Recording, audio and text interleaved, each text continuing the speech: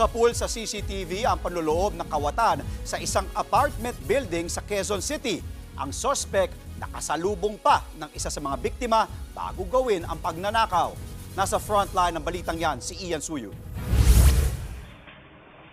Kuha ang CCTV footage na ito sa isang apartment sa Galas, Quezon City pasado alas 7 ng umaga noong Martes. Dire-diretso ang paglalakad ng isang lalaki na aakalain mong nakatira roon. Paglabas ng lalaki, mapapansin na may dala na itong isang pares ng sapatos, saka ito aakyat sa ikalawang palapag. Maya-maya ay bababa na ito na may bitbit na puting bag saka aalis. Sa isa pang kuha, kitang-kita ang pagpasok ng lalaki sa gate ng apartment. Ang lalaking yan, isa palang kawatan.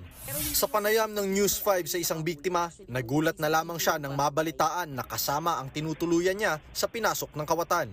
Nalaman lang namin siya siguro mga hapon na ng mismong date na yon nung nagreklamo na yung nasa first floor namin na nawawala na naman sila ng sapatos.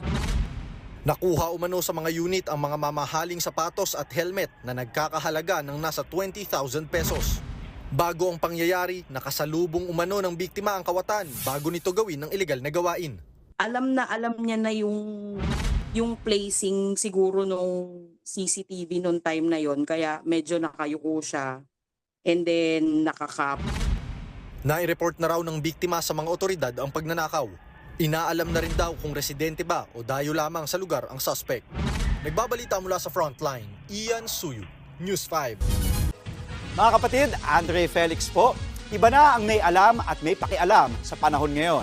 Para sa tuloy-tuloy na balitaan sa Frontline kahit weekend, mag-follow at subscribe sa social media pages ng News 5.